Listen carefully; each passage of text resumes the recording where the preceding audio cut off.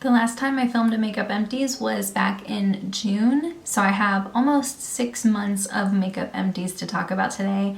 I have a few more products that aren't quite finished yet but should be done by the end of the year, and so I will have a 2024 full empties video where I go through every product I finished through the whole year. In my videos, I try to share number of uses if I have that information, how many times I wore something before it was gone, and I try to keep it sort of in order of categories. So I'll start with eye products and then do face products and then lip products last. And I have 2 perfume empties that I'll save for the end. I'm gonna start with a really exciting one. I finished an eyeshadow single. This was from Clionadh in the shade Emerald. It was a really gorgeous, shimmery, warm green color. I did wear it on my eyes a lot, but I also wore it as a nail polish because I loved that color so much. It was like the perfect green nail polish for me. I had this for a long time. I bought this at iMats back in like 2017 or 2018. So I've had it for a long time, but because it is a bigger pan and maybe because I wasn't super gentle with it, it did break quite a few times, and I can't guarantee that I was able to save all the product each time. It also went through a couple of represses, but I still did go through quite a bit, and so I'm counting it as an empty.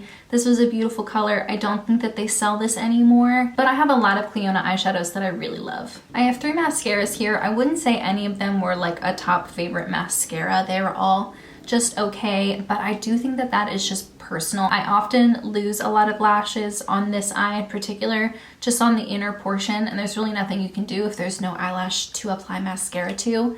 I also have very short, thin, blonde lashes that point straight down. And I recently even got a lash lift and tint, which I normally always would wear a lash serum the months leading up to that so that they actually had lashes to perm and tint, and I didn't do that this time, and I didn't love the results again because my lashes aren't doing so hot right now. So it's kind of hard for a mascara to work with that. But anyway, I have this Ulta Beauty New Heights lifting mascara. I did like the formula. I also liked how small the brush was. It was perfect for my smaller eyes. I also liked that it was more of a spiky wand, but the actual spikes weren't too long. That means I didn't accidentally stick myself in the eyeball multiple times like I have done with other spiky mascaras. Overall, this was good. Again, if my lashes were in a better state on their own, I probably would have liked this more. This one is also from Ulta Beauty. It's the Twisted Volume Maximum Performance Mascara. What was cool about this one is that you could twist the cap under 3 different settings. Are you gonna be able to see this? So it's on 1 now, and then if you twist it to 2, it like twists it even more, and then if you twist it to 3, it twists it even more. A really interesting, unique concept. I thought that was really fun. I feel like the formula, it was a little drier at first, which is good, but it did kind of make it gunk up after a while. Like there would just be a lot of dried up chunks in the mascara. So I didn't love that. Also, the wand is enormous, and that just makes it really messy. Like look at the difference between these 2 mascaras. I mean, granted, this one is a very small wand. That's not like the typical size, but they're just so different in size there. So this one was a lot messier just because I had to be way more careful about not touching all the area around my eye. For that reason, I don't think I would purchase this one again. And then this one from e.l.f., it's the Lash and Roll. I did really like the formula for this, and I liked the wand. It's got a little bit of a curve to it, and so I could apply a lot of product with the flatter underside and then use the other longer side to push through and comb through that product. I did like it. I think after a while I got kind of tired of it. I think again, with it starting out as a slightly drier formula, it would dry up and get clumpy sooner. And I was wearing this a lot when my lashes were just not great and they were kind of at their worst. And so I didn't really give this one a fair shot to begin with. I liked this New Heights one the best. I would repurchase this. This one from Twisted Volume I didn't like. I wouldn't get again. Lash and Roll is kind of in the middle. I think I would purchase it again just to give it another shot because a lot of the aspects of the mascara I like. My lashes were just working against me during the testing period for this. I don't feel like I gave this one a fair shot. This Kush Clear Brow Gel from Milk Makeup was really nice. I think it was very much just a basic clear brow gel though. And so if I ever were to buy another brow gel, which I don't have one currently and I don't feel like I'm missing it at all, if I did feel like I wanted a brow gel, I'd probably just go back to the Essence one because I like that one. I've gone through several tubes in the past. This I think is like 20 something dollars. I don't think it was worth it. But I've mentioned before in the past, I'm not someone who's very particular with their brows. I'm kind of fine with just what I have, and I'm not trying to push them up and set them a certain way and make them look super different from what they look like. And so I am not the best person to be giving reviews of brow products in general. So just keep that in mind. This was underwhelming to me, but I'm also not like a big fan of spending a lot of money on brow products. Another brow product here, this is from PYT, and it's their Brow Goals pencil in the shade Taupe. This was a thicker triangle shaped pencil, and I liked the color. I feel like the color was a taupe shade. It wasn't too warm, and I wore this 132 times before it was gone, so I think that's pretty good. I also really liked the brush on the other side. It was kind of like a thicker brush instead of a really thin spoolie, and yeah, I just liked it. I thought this was good. I've been using a powder, just like an eyeshadow, in my brows lately. Just been keeping it very, very simple, and that has been fine. So I'm not going to run out and repurchase this. I don't even know if PYT is still a brand. So this was good. I enjoyed it, but not something I need to run out and get again. 2 eyeliners here. This one from About Face I just talked about in my chopping block update. I mentioned that I didn't like the formula. It was creamy, which is great, but it also, when you blended it, didn't keep a lot of its pigment. So it kind of looked faded as you were applying it. On top of that, it didn't last very long. This was not a long-lasting eyeliner by any means. And on top of that, the worst part about it is that it would stick to my contact lenses. It would fog them up, or it would just have like chunks of eyeliner stuck to my contact lens. It didn't happen every single time I wore them, but it happened often enough to be a problem, and I knew it was this product in particular. And it was painful. I'd have to take my contacts out and re-clean them and then put them back in. Just was not worth it. And on top of that, I only wore it 34 times before it was gone. Most eyeliners take me a lot longer to go through. I have quite a few in the past that have taken me over 100 uses to finish. I don't mean to be super negative, but I don't have a ton of positives to talk about. I liked the plum shade. I liked that color. But there are lots of other options out there that I would try before going back to this one. This Milk eyeliner, it's the Infinity Long Wear eyeliner in the shade Outer Space, which is black. I liked this a lot better. This one still only took 81 uses to finish. For reference, I don't feel like I go through a lot of eyeliner every time I wear it. I typically press it into the upper waterline and then maybe put a little bit on the outer portion to create a wing. And so eyeliners aren't something that I go through super fast. So 81 uses does seem really fast to me. As for the formula, it was really creamy, but as I blended it out, it would keep its pigment. It wouldn't fade to like a gray color or anything. It was really pretty. A little bit messy to work with. If you can see, it's kind of all over the place on the packaging and in the lid too, if you can see that. So it's a little messy. Not my favorite eyeliner out there. I have a lot that I've tried in the past that I liked a lot more. I like the pencil liners from Charlotte Tilbury. I really love the ones from Essence. I have one from Kiko Milano right now that I love, but I did enjoy it while I had it. And I do have one concealer. This is from e.l.f., the Hydrating Camo Concealer. And this was in the shade Fair Beige, which was a pretty good shade match for me. This took 127 uses to finish.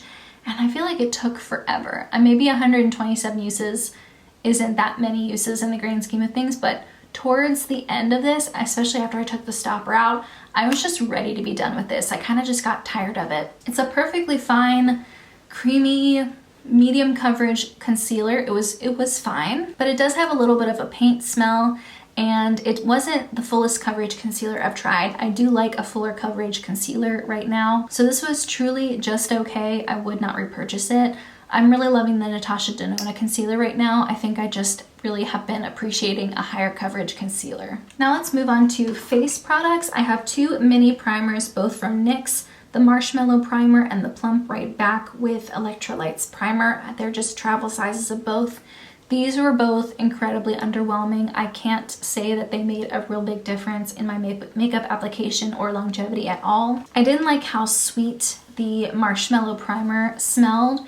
I don't think it did a good job at mattifying my skin. And I was interested in the Marshmellow mattifying setting spray that NYX came out with, but if it smells anything close to this primer, I know I wouldn't like it. I'm glad I only had a little size of this. It's not something I would recommend or repurchase. The Plump Right Back one reminds me a lot of like the Milk Hydro Primer or even the e.l.f. Jelly Primer. I don't think it wasn't as sticky as the Jelly Primer. This one was a lot more pleasant to wear because I think it was just kind of like a moisturizing, yeah, it says a plumping serum primer. So it's just kind of like a moisturizing primer. It was clear. It was fine. It just really didn't do anything to affect, again, the application or longevity of my makeup. And for reference, the Marshmellow Primer took 24 uses to finish, and the Plump Primer took 20 uses to finish. This foundation here from Charlotte Tilbury, the Airbrush Flawless Foundation, was a favorite. I loved this foundation. I wore this on my wedding day. I was in the shade Too Neutral, which I think if I were to repurchase this, I might even go one shade lighter. With any of my full coverage foundations, I do typically mix them with a lower coverage product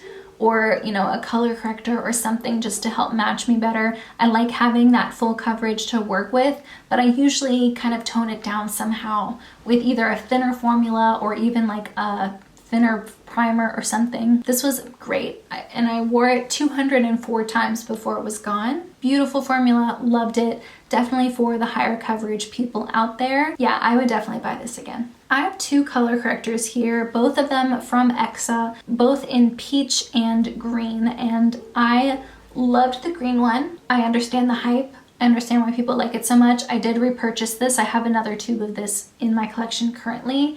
I mix this in with my foundation to help neutralize the color and also just help to conceal any redness that I have on my face. I love it. It has a little bit of a grayish tinge to it, and I think that just works really well with my skin tone and my undertones, and it's really lightweight. It doesn't turn my foundation green. It's not so pigmented that it completely takes over the color. I will say though, this is kind of hard to get your hands on.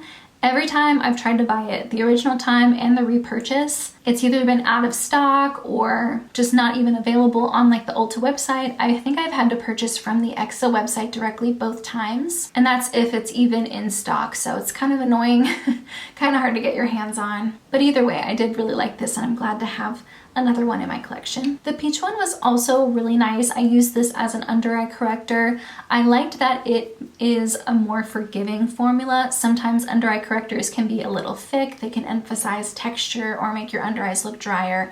I don't feel like this did that. It was a subtle enough peach color that it did help a little with color correcting, but it didn't turn my under eyes pink. I also appreciated the applicator having a concealer type wand to put under each eye. Was a lot easier than digging my hand into a pot or into a pan. I do have quite a few color correctors in my collection right now, so I don't need to run out and get this one again, but I did really enjoy wearing it. I would say out of all the color correctors I purchased, I would say the Charlotte Tilbury one is still my favorite, but this is definitely a close second. And the green color corrector, I used a lot more of it because I was putting it in my foundation. I wore that 97 times before it was gone. And the peach one I wore 109 times before it was gone. And I did take the stopper out of both of them. Another product I took the stopper out of, this is the Vive Nova Glow Liquid Light in the shade Beige. And this was a beautiful, lightweight, glowy liquid.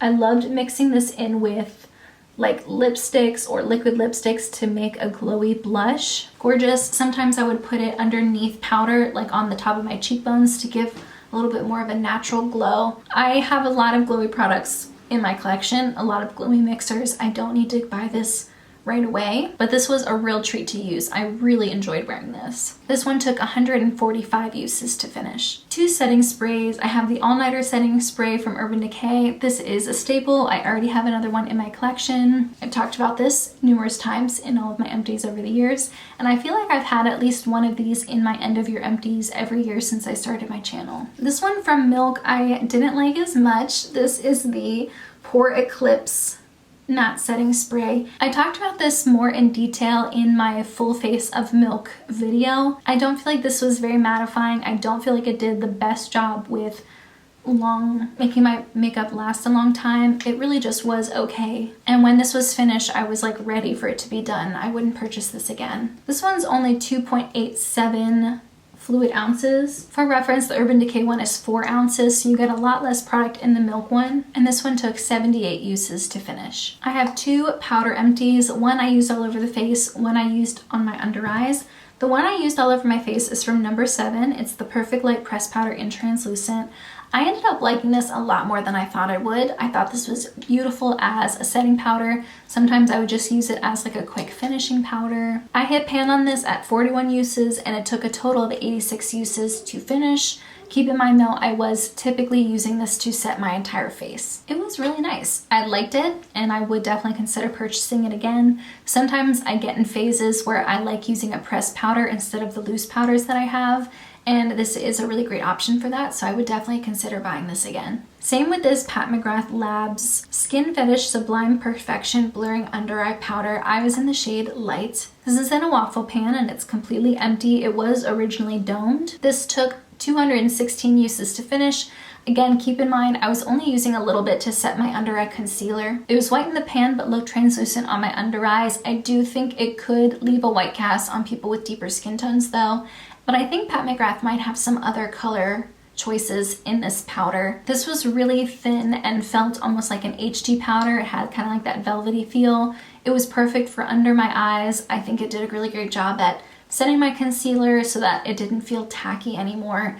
Didn't really change the color of my under eyes. I wouldn't say it was particularly brightening. I'm already pretty light, and so something would have to be really light to be brightening for me. I loved the formula. I know Pat McGrath came out with like a pink version of this color. If they came out with a violet version of this powder, I would absolutely purchase it. I did finish a powder highlight, albeit a mini one. This is a travel size of Becca's Rose Quartz, and I love the packaging. It's kind of like this light pink purple color. Beautiful packaging. This one only took 72 uses to finish, which is confusing. I finished a mini of Champagne Pop and that one took 105 uses. So I thought this would take me around 100 uses to finish too, but it only took me 72 uses to finish. I don't know if it's because it's an older formula and was maybe more powdery than the Champagne Pop. Also, Champagne Pop is a little bit deeper of a shade, so I used a lot less of it so that I wouldn't have a weird dark cast on my cheek. I'm not sure why I went through it so quickly, but I did really enjoy it. I have one Becca powder left in my collection. It's a big size of the discontinued shade Berlin Girl Glow. Love that highlighter. It's stunning. It's gorgeous. I think the Becca highlighters are still very beautiful. If they still had this shade out, which they might still sell it through Smashbox, I don't think I would purchase it again just because I have plenty of highlighters in my collection. I don't need to go out and buy new ones, but this was really nice. I did finish another Becca product. It's a bronzer in the shade Bali Sands. I think this was the lightest of the shades. This was beautiful, beautiful. If they still sold this today, I would buy another one. It was very satin. It had a really beautiful skin-like finish. It also was light enough that it didn't change the color of my face. It just helped bring some warmth back after putting on foundation and powder. It was soft, it was easy to blend, it was just beautiful. I really, really enjoyed this. I've had it for several years and I don't exactly know how many times it took me to finish, but it did take a long time. I was wearing this for the majority of this year before it was gone. I'm sad to see this one go. I have 5 lip products. The first one was a fail. This is the AOA lip liner pen in the shade Eggplant. It was a beautiful light pink mauve shade. Having trouble getting it on my hand because it's dried up, and it dried up so fast. The reason this was a fail is because it dried up almost immediately. I only wore this 7 times before it was gone. I liked the color. I thought it was a cool idea of a liquid liner for your lips, but it just did not last, and I would not repurchase it as a result, and I wouldn't recommend it. 2 products I really liked were the Lawless Daisy Pink Gloss and the Rare Beauty Balm Gloss in the shade Nearly Neutral. These are both really moisturizing. They're a little bit thicker. The Lawless one is definitely the thicker of the 2. I liked the color of this Rare Beauty gloss. It was a little bit of a red-brown color, and it just looked really beautiful. It felt nice and balmy on the lips. It wasn't super glossy. It was definitely more balmy. This one took 135 uses to finish, and I did take the stopper out. I also took the stopper out of this Forget the Filler gloss from Lawless in the shade Daisy Pink. I loved this color. It was such a beautiful light pink, kind of like a baby pink color. I like that these feel a little tingly on the lips. They're really moisturizing. They're just beautiful. I have multiple glosses in this formula. There is a major con though with these glosses, and that's the fact that you don't get a lot of uses out of them. I think the full sizes are like 20 something dollars, and this only took 55 uses before it was gone, and I did take the stopper out. So if you reapply this like a couple times throughout the day, this could be gone in a month's time. This color in particular though, Daisy Pink, is so beautiful and unique, and I love especially wearing this in the summertime. I do have another one in the shade that I got in PR, and I probably would repurchase that shade in particular just because it is really unique and special, and I do like the formula. But I don't plan on going out and buying a bunch of glosses from that line because I don't feel like I'm getting a lot of use out of them before they're gone. Another lip product I loved was this Fantastick from LH Cosmetics. I had the shade Pink Opal, which was just a basic pink color for me, and I love this because it has an SPF and it was just a really beautiful tinted lip balm that didn't taste like sunscreen, which is really hard to find. I used it up, I dug through it, and I got everything out of there too. I think I used the rest of it just as a cream blush. I love the color. I love that it has an SPF, but it doesn't taste like it. It was comfortable and nourishing and easy to reapply and just easy to bring with me to the pool or to the beach. Thoroughly enjoyed this, and I would definitely repurchase. The last lip product is this Stila liquid lipstick in the shade Palermo. It's a beautiful color, and I mostly wore this as a cream blush mixer, and I thought that was stunning. I love using liquid lipsticks as cream blush mixers. I would typically mix this and that Vive highlight wand together to create like a glowy blush. It was really beautiful, but I started using it that way because it was getting older in my collection. I don't plan on bringing more liquid lipsticks into my collection because it's not a formula I like to grab for. I know liquid lipsticks are kind of making a comeback, and I don't think I'm gonna jump on that train. I'm gonna stick to my moisturizing creamy lipsticks and my lip glosses. Lastly, I have two perfumes, and I loved both of these for very different reasons. These are very different scents. The first one is a mini spray of Flower by Kenzo. This was a gift from my friend Krupa. I think it was like a birthday gift slash housewarming gift. And it was so thoughtful of her to give this to me because I asked for her recommendations for a floral fragrance, and she said this was her favorite. This is described as an oriental floral fragrance on the Fragrantica website. According to the Fragrantica website, the top notes are Bulgarian rose, hawthorn, black currant, mandarin orange, and the middle notes are Parma violet, rose, apoponyx, and jasmine. Base notes are vanilla, white musk, and incense. This definitely is floral, but it has a very powdery aspect to it as well. At first, I wasn't sure if I was going to like that, but as I wore it more, I really loved it. I wore this 23 times before it was gone, and this was really beautiful. I loved this.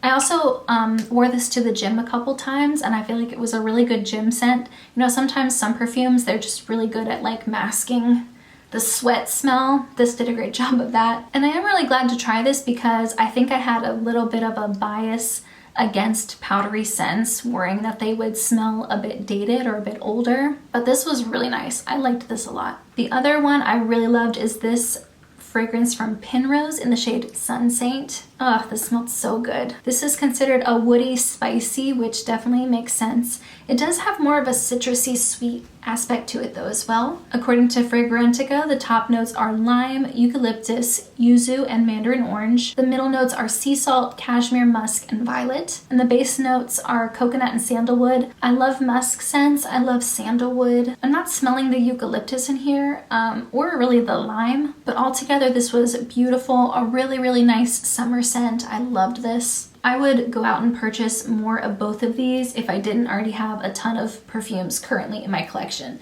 So they're kind of on the wish list for like future purchases. Overall, that was 26 makeup products that I finished. The retail value of all those products together is $547.87. Keep in mind that's over 6 months time, so it's not like I went through all that in like 4 weeks. Again, stay tuned. I will have an end of year full Empties video coming out probably at the beginning of next year. And I do have an Empties playlist. I've been doing these regularly for years now, so if you'd like to see more content like this, I will definitely refer you to that playlist. In the meantime, that's everything I have. I hope you have a wonderful rest of your day, and I'll see you in my next video.